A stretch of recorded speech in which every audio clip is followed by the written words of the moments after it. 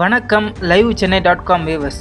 சென்னை வேளச்சேரியில் நீண்ட நாட்களாக மக்கள் எதிர்பார்த்து காத்திருக்கும் புதிய நவீன பேருந்து முனையம் மற்றும் பணிமனை அமைப்பது குறித்த சமீபத்தில் வெளியான முக்கிய தகவல்களை பற்றி இந்த செய்தி தொகுப்பில் விரிவாக பார்க்கலாம்.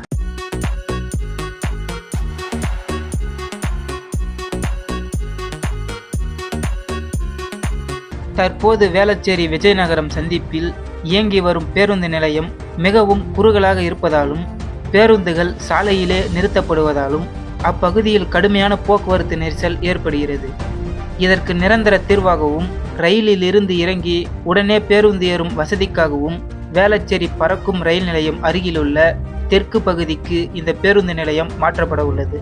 ஆரம்பத்தில் இந்த திட்டத்திற்கு ரூபாய் 25 கோடியாக மதிப்பிடப்பட்ட இந்த திட்டமானது தற்போது மேம்படுத்தப்பட்டு சுமார் ரூபாய் 36 கோடி மதிப்பில் செயல்படுத்தப்பட உள்ளது.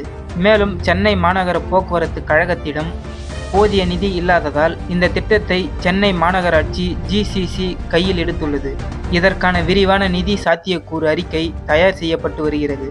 சென்னை மாநகராட்சி விரைவில் இதற்கான டெண்டர்களை கோர உள்ளது. மேலும் பொது மற்றும் தனியார் பங்களிப்பு முறையிலும் இதை செயல்படுத்த ஆலோசிக்கப்பட்டு வருகிறது. இந்த திட்டமானது ரயில் நிலையம் அருகே உள்ள சுமார் 6.50 முதல் 6.67 ஏக்கர் பரப்பளவிலான காலி நிலத்தில் அமைய உள்ளது.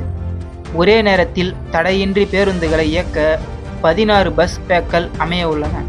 இந்த பேருந்து நிலைய வளாகத்திலேயே நவீன வசதிகளுடன் கூடிய பெரிய வணிக வளாகமும் கட்டப்பட திட்டமிடப்பட்டுள்ளது. சென்னை மாநகரம் முழுவதும் மின்சார பேருந்துகளின் பயன்பாடு அதிகரித்து வருவதால் புதிய மின்சார பேருந்துகளை பராமரிப்பதற்கான அதிநவீன உள்கட்டமைப்புகளும் சார்ஜிங் வசதிகளும் கொண்ட பணிமனையாக இது செயல்படும்.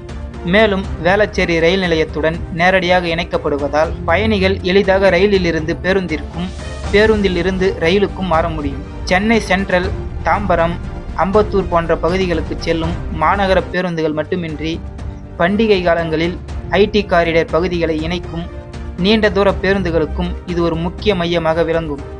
மேலும் இந்த பேருந்து முனையத்திற்கான டெண்டர் நடைமுறைகள் முடிந்ததும் கட்டுமான பணிகள் மிக விரைவாக தொடங்கும் என எதிர்பார்க்கப்படுகிறது.